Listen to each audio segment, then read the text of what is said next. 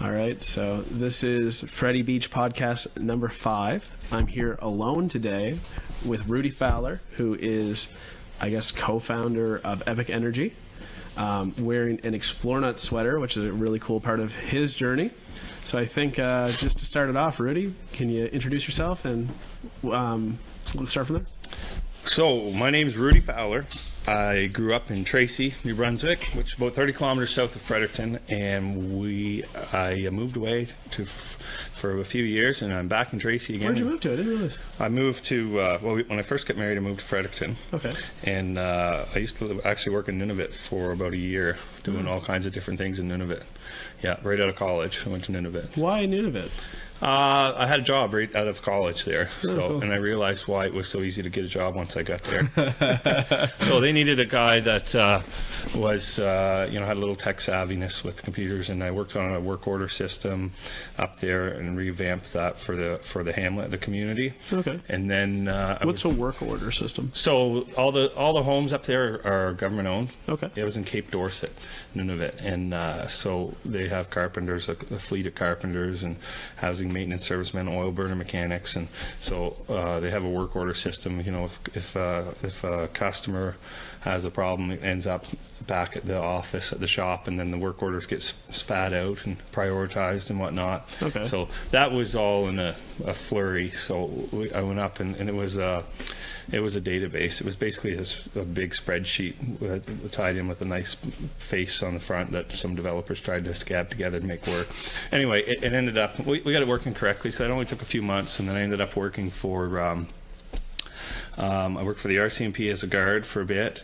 I worked for the co-op store. I worked in the mechanic shop. So you're running the communities, basically. No, it's just any job I could get my hands on, because there really wasn't a lot to do up there to keep yourself busy. So we were, I managed to find a way to keep myself busy for 16 hours a day. I actually did a 40-hour shift once up there. Really? Over 3 different jobs, yeah. So my main job after doing 40-hour shift, so full week? Or no, I guess 2 no, days. 40 hours in a row. Yeah, it was like over 2 days. Yeah, just no sleeping. So that was rough. That was the longest shift I've ever done. That was some guard work, and I was working as an apprentice as a housing maintenance serviceman. So I would go into go into the airport and the schools and multiplexes and do daily checks, because if an oil burner gets reset, like, you've got hours before the house freezes up there, and it's minus 30 for indefinitely all winter. So if a house freezes up, the pipes go? The pipes, they freeze up, and then the water tanks in the house just unload themselves. Really? And it's like a 500-gallon water tank. Yeah. So what do you do with, like, power outages, or everybody have a generator? It's one whole generator in the whole town. Really? Yeah. That's wild. So actually, it's 3 of them, 2 for backup and 1 for the main one. So yeah, that's where I started my official career out of college. So I went straight to Nunavut. That's interesting. Yeah. Because I know what you're doing now, and we'll get to that, but it's interesting that you were working, like, on community homes at that time. Yeah, it was neat. That was a character building experience for sure. Yeah. So I got to learn a lot about how to deal with lots of different situations up there. There's a lot of racism up there against the white man, believe it or not. I call it reverse racism. Yeah, I was there to take people's jobs, and it was very interesting. Yeah. Anyway, a lot of conflicts and whatnot, but like I said, it's character building for sure. Yeah, I imagine. So I think it set me up good for future after that, and it was a real blessing to come home after that. Okay, so I don't know how to. I'm not the best interviewer, so I don't know how to pull this out. But tell me about how you got started, because you do work for yourself now. But tell me about how you got started. Okay, so when I was in Nunavut, I met a girl online. Really? Yeah, but she actually lived right in Tracy. So Get out. I only met her. I mean, we went to school together in elementary school. So and you then we met somebody from your hometown on the internet? Yeah, I always knew who she was, but we never really connected. So it was a big joke. I met her online. And anyway, so I came home from Nunavut, got married. Okay. And we moved to Forest Hill Towers here in Fredericton. And got a nice spot on the 9th floor and overlooking the river. And I got a taste of this wonderful thing called high-speed internet. And I never had high-speed internet in Nunavut. I never had it in Tracy because it was all dial-up. And so I started playing with we had the Freddy zone here in Fredericton. Right. And I was being super cheap because I had an apartment I couldn't afford. So I didn't want monthly payments. I had a $13 phone plan on a Rogers phone, like not cell phone. Really? And we had two-way radios. So on the 9th floor, I could bicycle anywhere in the city and use two-way radios instead of a cell phone. So I was all anti-cell phone at the time. So I got a taste of high-speed internet. I had a Pringles cantenna, we called it, and it was basically an antenna, a retrofitted router. You have to explain to me how this works. I found it online. You just take a Pringles can, and it's all reflective inside. Okay. You know, after you have your greasy fingers all over that. That tinfoil or whatever is inside. So you take a router and turn it into a repeater. I put different firmware on the router.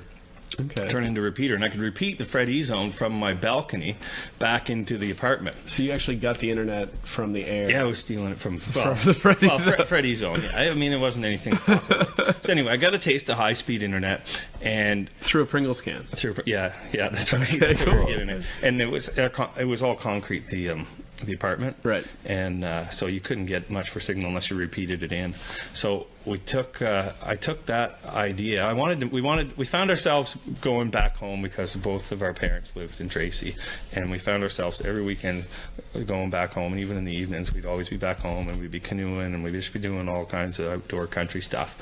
So we said, you know what, I was shopping for a piece of land, and I said we should we're going to move back to Tracy, but we don't have high-speed internet. So we ended up moving to my wife's father's family had, we call it the chalet, and it's just a 30 by 40 chalet style building, and it was about 3 kilometers off of pavement.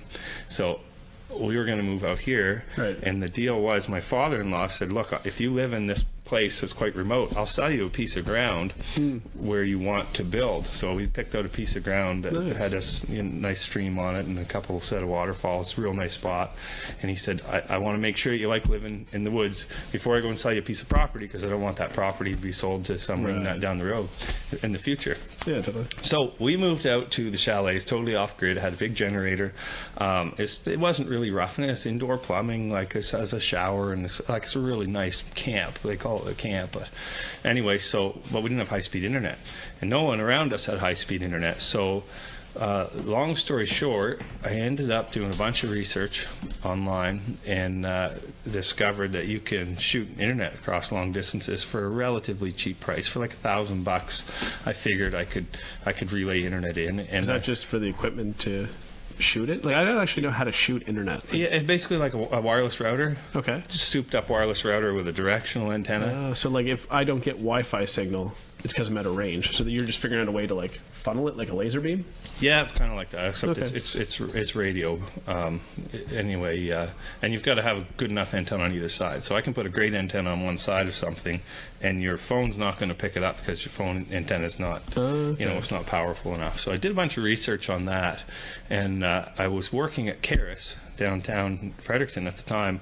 Excuse me, and I was able to. I found out we could get all the topographical data from Service New Brunswick for free. Yeah. So that was all on Service New Brunswick's website, and I was able to model it all. And taking the knowledge that I gained from Caris, I was able to model, line of sight and towers and coverage zones and stuff like that with it. So I found out that I needed a tower. So I said, I need a tower to make this happen. So I started shopping around for a tower, something cheap, and my father-in-law had one. So what are we talking about for size of a tower? Well, I thought a 50-footer would work. So you actually need like a radio tower. Yeah, a radio tower. I said, this will be great. And I needed to put it in between where the signal was coming from, which was the last house in the DSL zone for Bell, and my home.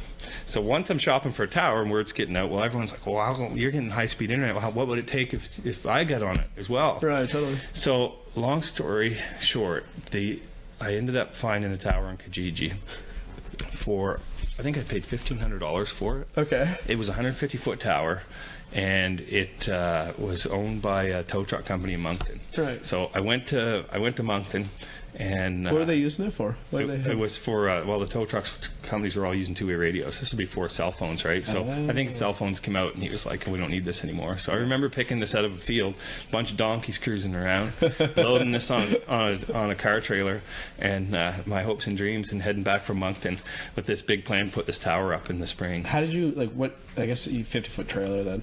No, it was just a car trailer. It was just really? stacked it just strategically. Oh, okay, yeah. cool. So, we ended up putting up a 150-foot tower, which is still standing. And we put, I had bought some gear. My father lent me some dollars to put some gear on this tower. It was a trial kit that it came with. So I actually mounted it on Forest Hill Towers on the balcony. This 150 foot or the no, kit? just this kit for testing it was like a trial kit for a wireless ISP. Okay. So I played with that in the wintertime before we put the tower up. I had bought the tower, I had the gear, and we were able to get internet at the Burton Bridge from Fredericton. I was like, oh my, this stuff works. Yeah. So I got a lot of people interested in high speed, of course, because they're paying $90 a month for dial-up or whatever it was, second phone lines, and they had the dial-up accelerator and stuff like that. So I found that I could probably.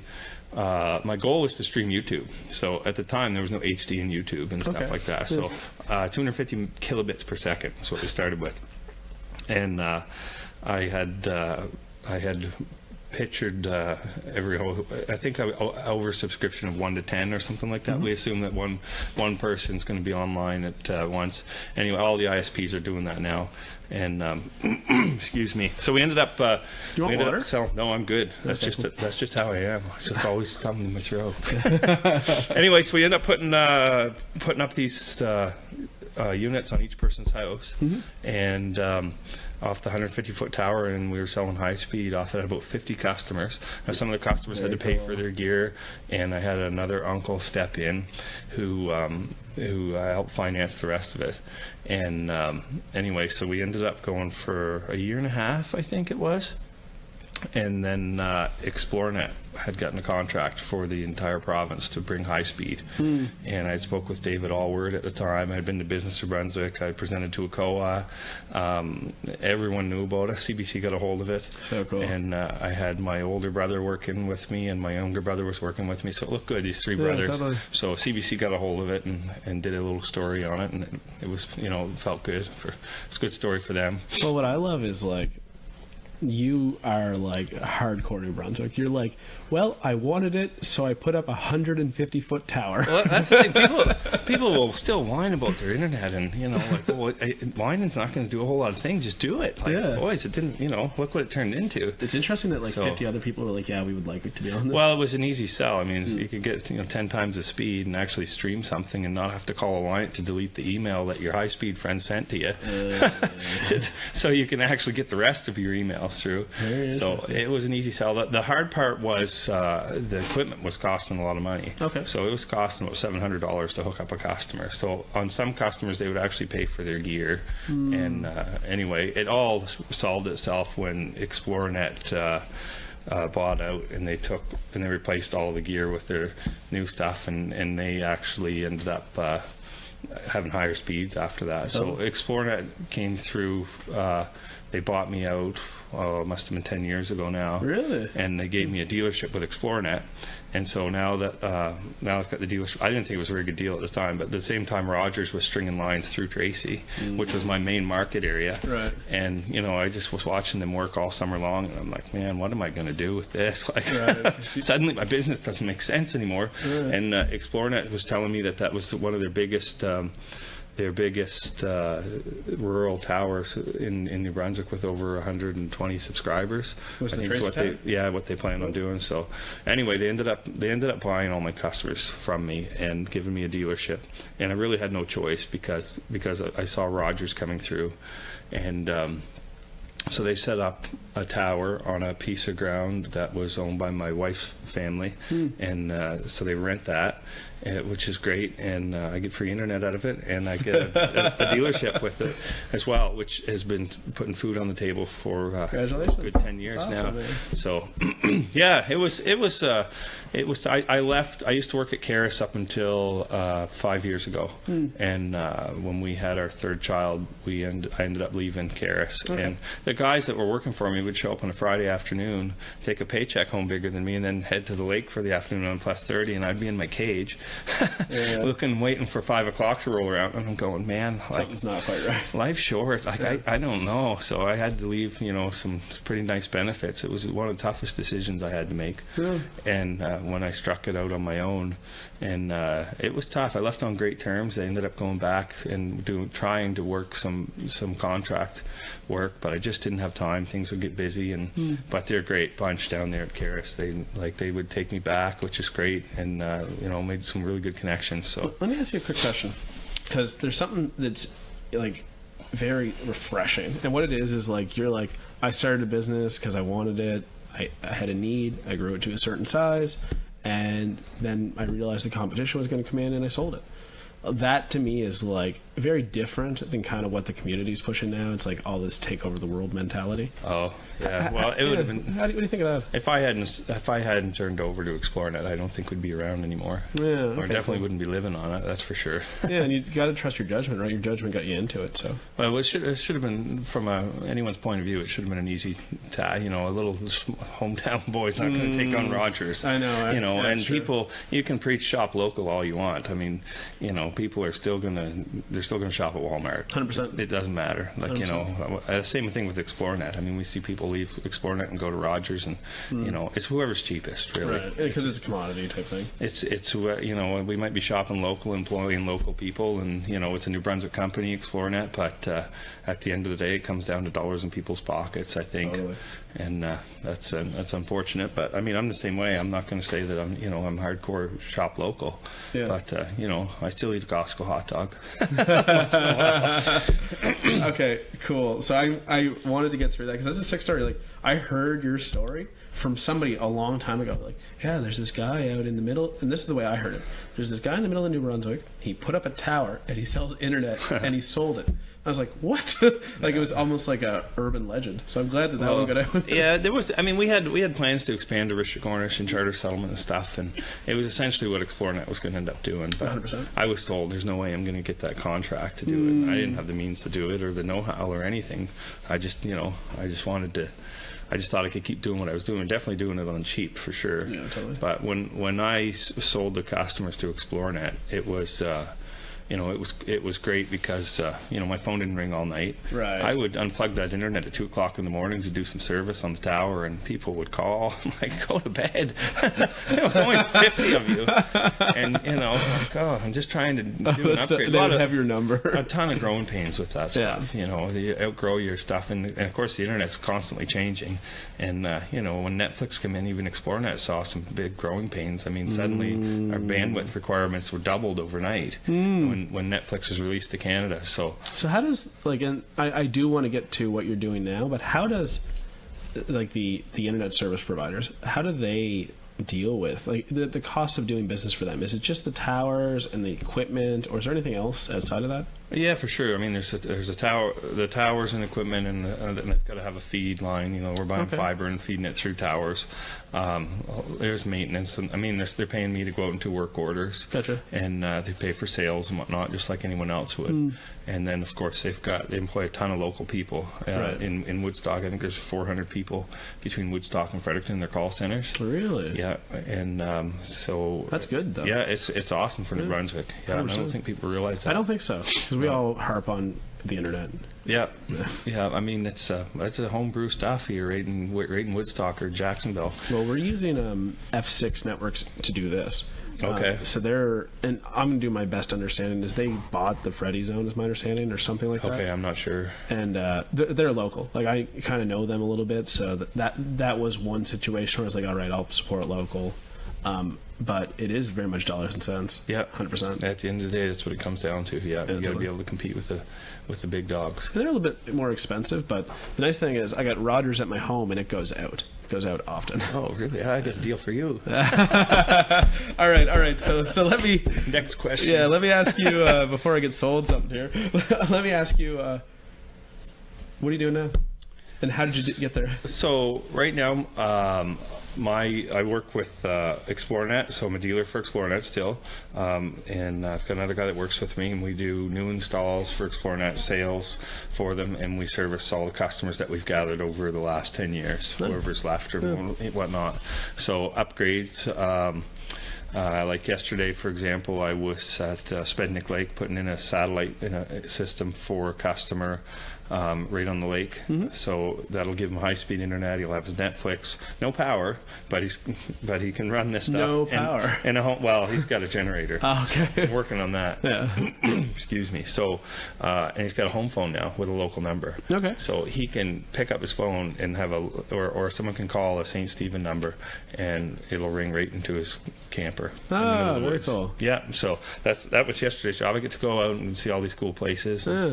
And I also have I do some work with Shaw Direct, so that kind of fills in the gap. It's definitely not the breadwinner, but on the way to an ExploreNet job, I might have to repoint some Shaw stuff. So it's awesome being outdoors. Like, they meet all kinds of people. You know, you meet new people every single day, and you get to see a lot. It's rural New Brunswick usually. Not usually in the cities. Right. I'm constantly on the road, do a lot of driving. I know, every time I call you. Yeah, I'm always driving somewhere. So yeah, I put a lot of miles on, and you know, it's this time of year is great. And in the wintertime, when you get a nice storm or something, yeah, you'd probably rather not be out on roofs and whatnot. But people think I'm crazy to leave an office job where I had a pension and whatnot and great benefits and all that. I think that's overrated. That's personal opinion. I can see. I mean, it was just climbing the corporate ladder. You're going to be a manager, and then of course when you're in the private sector, you want to get to the provincial level, and then once you get to the provincial level, you want to get to the federal level, and then once you're there, you got to stay low key and try to justify your job to get that pension, and then you die, and the party's over. If you're lucky, right? Yeah. So I mean, it's nice. I don't think you could pay me $120,000 a year to get back in an office and be there at 8 o'clock in the morning and then fight the traffic in the morning and do that. I really don't think so. I mean, you can't put a dollar value on the freedom that you get from being self-employed, and it's not all daisies either. I mean, you've got a lot of things. You know how that is. Yeah, totally. I mean, you've got a lot of things to worry about. Yeah. The nice thing is that if I do fall off the roof and break all my legs off, then that's when I can do my office job, probably, as long as I don't hit my head. So, tell me about. Interesting. Tell me about what's it called? Tell me about Epic. Can we talk about Epic? Because I'm excited to talk about Epic. Okay, I'll kind of roll one story into the next. So when I sold ExploreNet, when I sold to ExploreNet, we ended up starting our house. So we built a house. You got to tell people about your house too. I know so much about your house. I haven't even seen it yet. Okay. I did invite you one. So yeah, we built a house. Excuse me. We had an idea. We wanted to build a log home, and we wanted it to be off-grid. So my brother Shane had a magazine once, and he kind of showed me this article, and he's like, "Oh, look at these people! So cool! Completely off the grid, self-sustainable." And that kind of stuck on me a little bit, and that I kind of put that in the back of my head. So someday when we build a house, and a lot of people always talk about building a house, and we never ever owned a house. Right. We went straight to build, and we had a nice down payment to be able to do that when we sold to ExploreNet, and so we took the down payment, and we bought a piece of ground from my in-laws. We own 6 acres. Excuse me. And right on the water. And my idea was we were going to do a water turbine.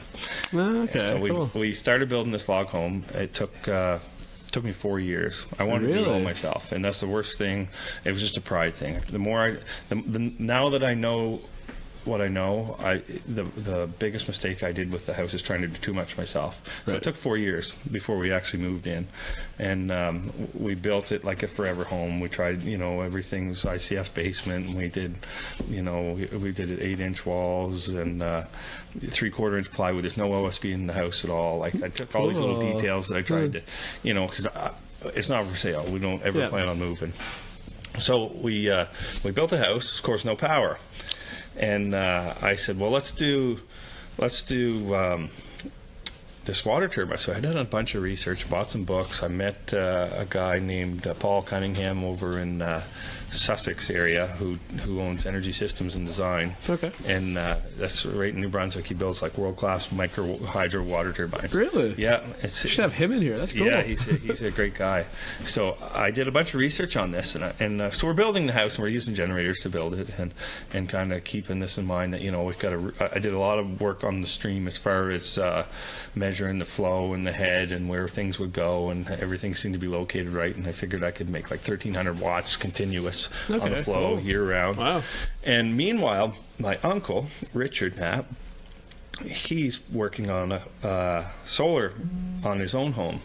So, and he's got it all set up, and he's using all this gear, like the back end gear, the inverters and charge controllers and stuff, all the stuff that I wanted. I was like, oh man, a little bit jealous of him. He's kind of breaking ground here without me.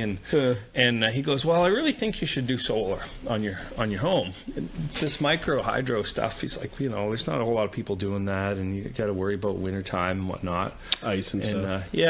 Now the perks to the micro hydro is you don't need a big battery because you're making power all day, all night. You don't have to store a whole lot of energy just for your surges. Is all you need to do. So I'm kind of stuck on that. I'm stubborn. Like I want to be right. I think that though that's probably a quality that served you well in other use cases. Oh, maybe. Yeah. Sometimes it shoots me in the foot, and sometimes it's great. Same with me, man. I think he came over when I was building. I was working on the roof or something, and he had a stack of papers, and all he'd done is he had been logging how much solar energy he was making. Okay. And what he had with him was that day, it was like drizzle and rainy day, and I'm out there working away, and he's like, oh, I made 6 kilowatt hours today. I'm like, 6 kilowatt hours? I'm like, that's a lot for us not having a bit of sun today. Yeah. He's like, oh, on a good day I make about 30. So my design for the house was to burn about 10 kilowatt hours a day in the house. I'm like, man, that started festering on me. So he just kind of leaves, and I'm wanting to be right still. So I'm kind of headstrong. Well, and anyway, later on, he comes out and he's like, thinking about starting a company, doing this. There's not a whole lot of people doing that, and the guys that are doing it, they come and go. And he says, I'm really into this. And so Richard, he owns a construction company, Knapp Construction, and he does some site work. He does basements, septics, roads and whatnot. And he's kind of thinking that he's starting another company on the side here. So he also had and still does, I think, some work for Ducks Unlimited and beaver levelers and stuff. He's moving water around, and he's pulling water from ponds and stuff. He's got a geothermal heat pump that pulls water from one pond and dumps into another. And he's good at this stuff. Very smart family you have. Yeah, thanks. So if I'm going to do a water turbine and I'm pulling water out of a stream and piping it down into a turbine and trying to stop it from freezing, and I'm trying not to take all the water and do all this magical things. Beavers and stuff too. Well, he's the man to do it, right? So, I got to keep him happy. Anyway, so he's the guy to do that, and he's telling me to go solar, and he would know that. Anyway, long story short, he says, I want to build this company, and if we could do your house, you just pay for the parts and the materials, and I'll do it labor free. Just give me a hand with it, and we'll use your home to show other people what's possible. But I want to do solar. You could do your water turbine later. He says, well, anyway, that's what we ended up doing. So we put a 4.2 kilowatt solar array on a fixed mount. It's not connected to the house at all. It's about 60 feet away. Oh, really? And so that's 18 solar panels is what I've got on there now, and we've got room for 30. And so I got 4.2 kilowatt hours. I can make 27 kilowatt hours in a day. Nice. I'm used between 7 and 13 kilowatt hours. So you're laughing. Yeah, and the only time we have to consider running a generator is like the end of November into December, where we have absolutely no sun, very short days. There was one year I made it 48 hours on a generator. The total year was 48 hours. Really? Yeah, so that's what we're trying. My goal is to not use a generator at all. Now, that being said, most rural people are going to run a generator for more than 48 hours anyway because of power outages, so that's a win. Yeah, absolutely. So you're completely off grid, and you're using solar and actually running a generator less than people on the grid. Yeah. And I'm sure we could run without the generator. It's just that, you don't want to compromise anything. Because you got pipes and stuff. Yeah, I mean, well, we've got wood stoves, so cool. I'm not worried about that. But it's just as far as, I hate to have to go into conservation mode, be like, turn that light off, and, or we can't, no TV tonight. I'd never do that. I was just like, well, we'll just put $5 in the generator and run it. And I think that's a good point. Like, people don't want to reduce their quality of life, right? Like and that was a big thing for me. Yeah. Like I'm like that in everything. If I go camping, like it's the Taj Mahal. Yeah, same here. Yeah, like I don't. It's great. So the only things, like, people ask, well, what does it take to get off grid? Our biggest things to take care of is your space heating and your water heating. So this is like a customer that wanted to go off grid? Yeah, or the easiest way to do is when you're building a new home. Okay. Because you can provision for all that stuff. So you're not going to put electric baseboard in if you're going to be off grid. It's just not going to happen. You're going to need a solar field worth $100,000 to heat your house with that. Really? It's probably not going to work in November. So it's important to tell people this up front. Yeah. Your heating options off grid are firewood, pellets, oil, propane, and that's probably it. Really? Of course, passive solar. So if you can capture as much sun. So you guys don't run the heat at all with the I didn't realize that with the electricity. No. So in the wintertime, we're on firewood. We do heat our water from, as soon as we stop running, we have a wood boiler that does, it's all in floor heat. So it also heats the water tank for the domestic hot water.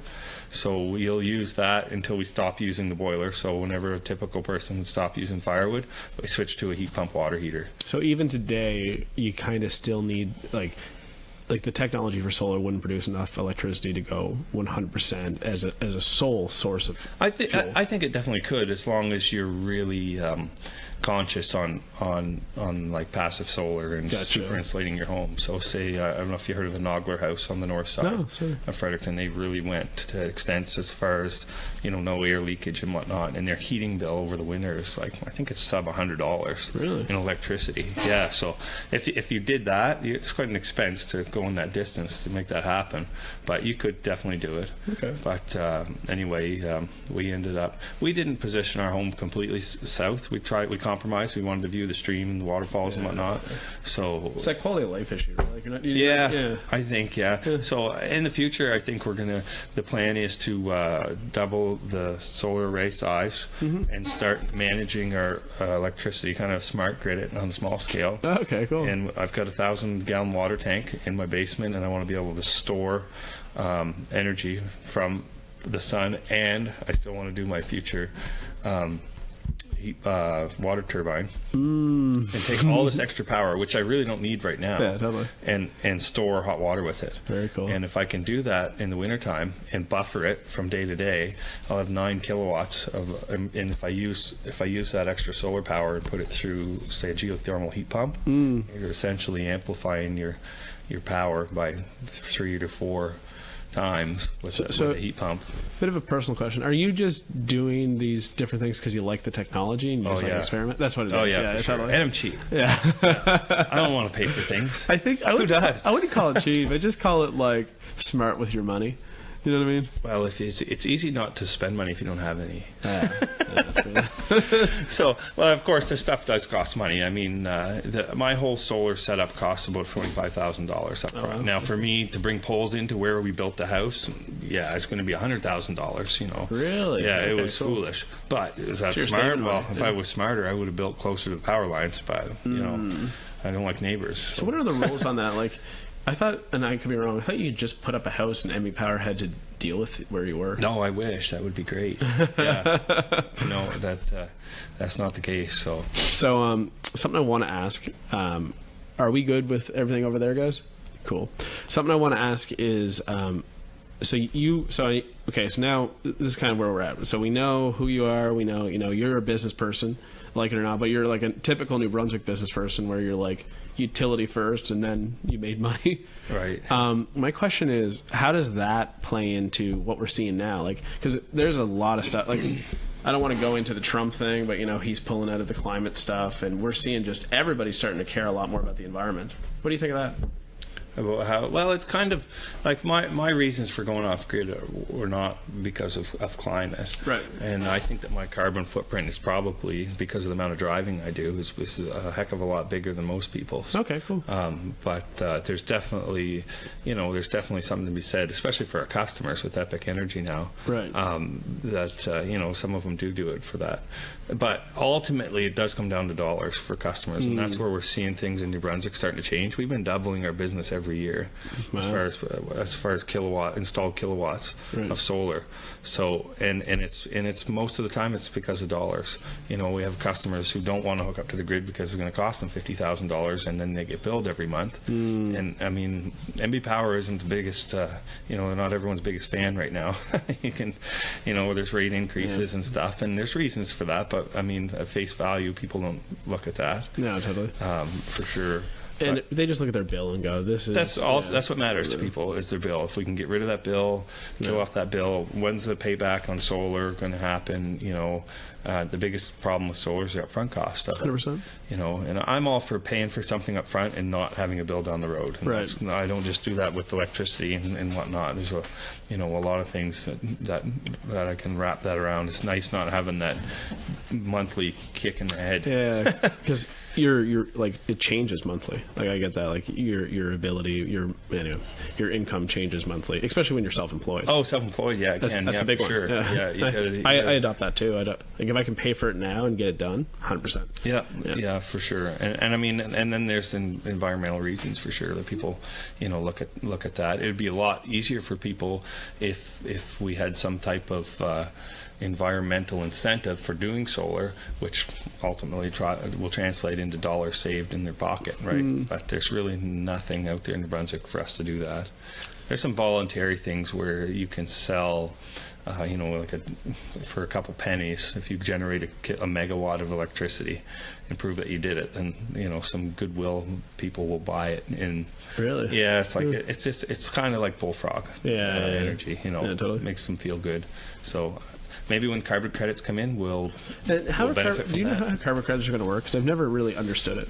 Yeah, not exactly. I don't know how. I know that in the States they've got some pretty dated programs, which because they're dated doesn't mean they work bad.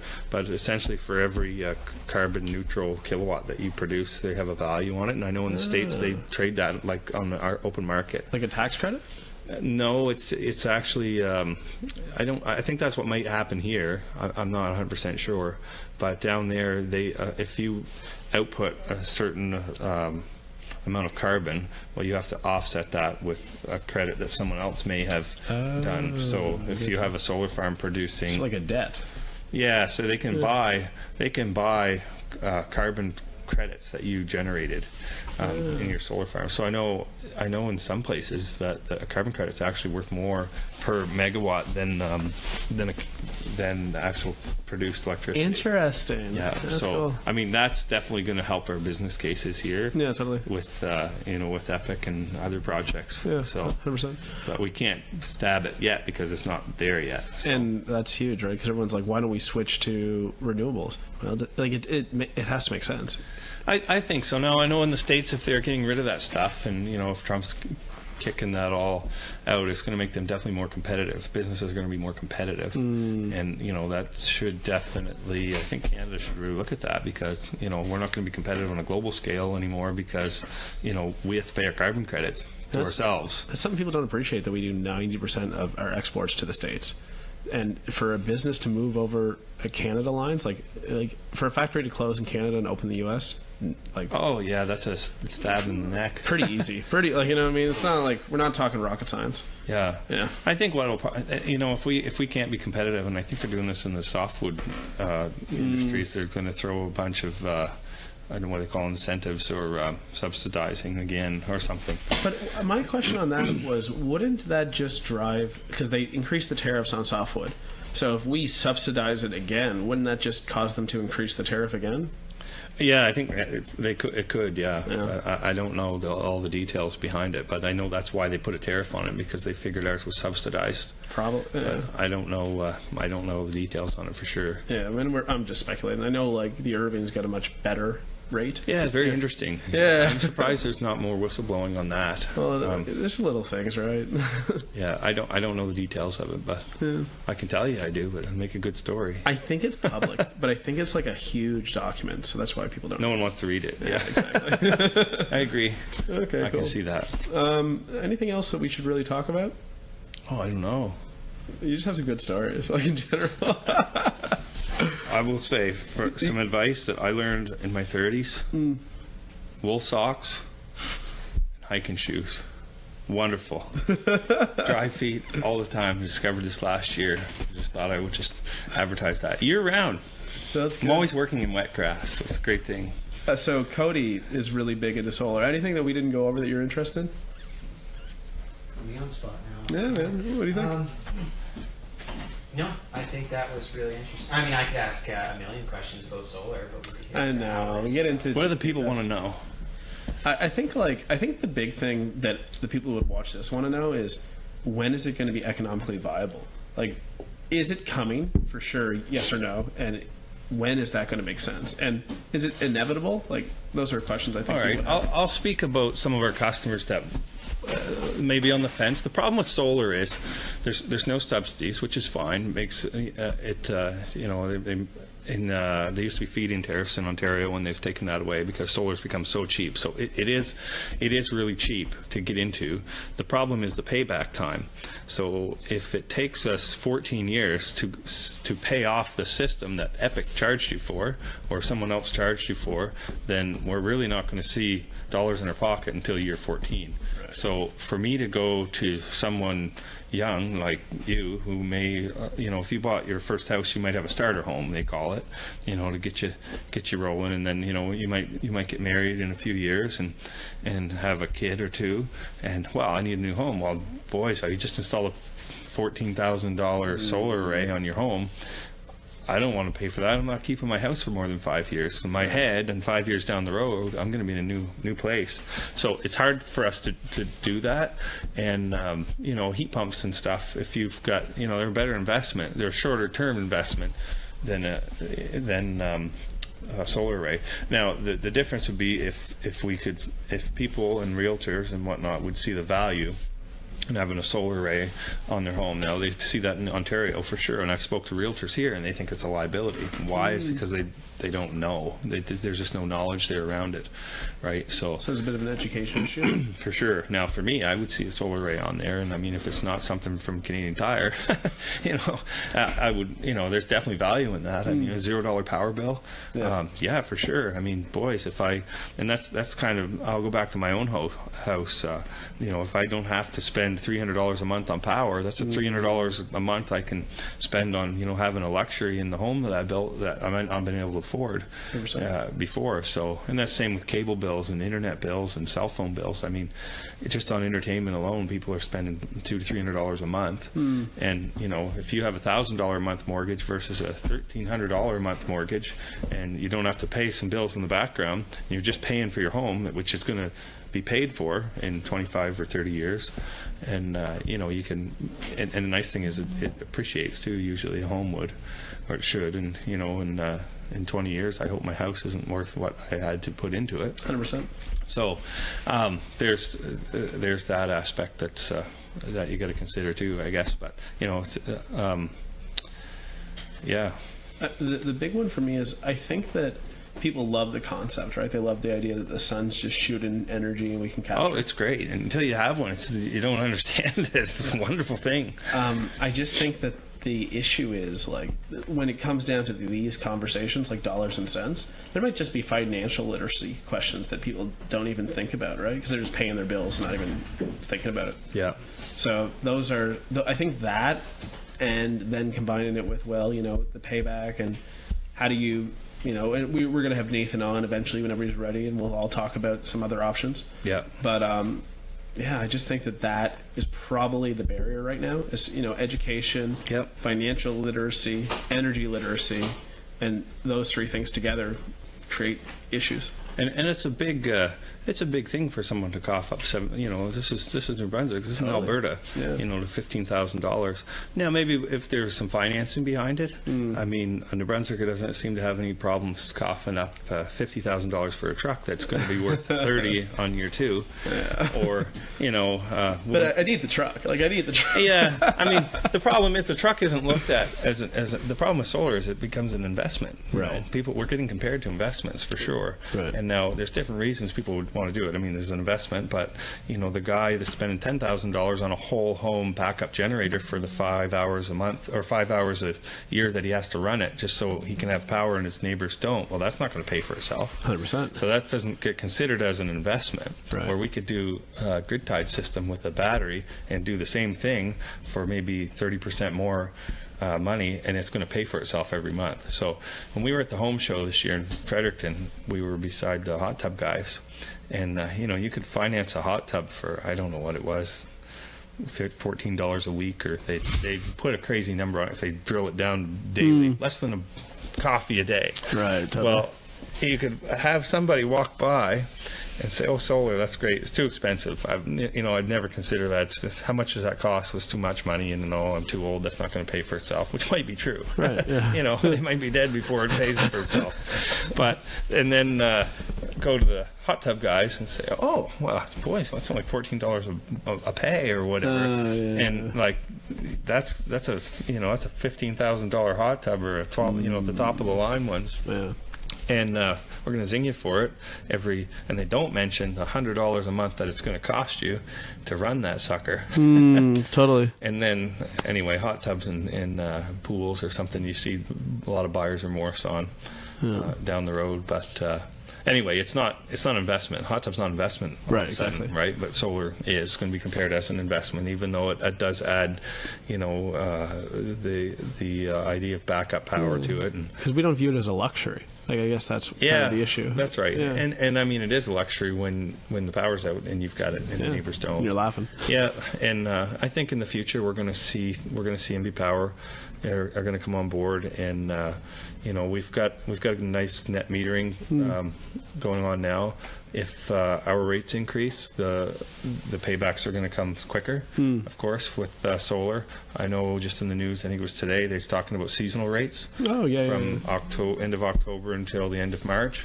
If they charge 15 cents a kilowatt hour compared to a 10, Right. that's a 50% premium that we're going to put on what we feed back, That's a so game long as changer. they match that up with our net metering program. Yeah. So that's a win. Every time we see something like that, it's great for solar anyway.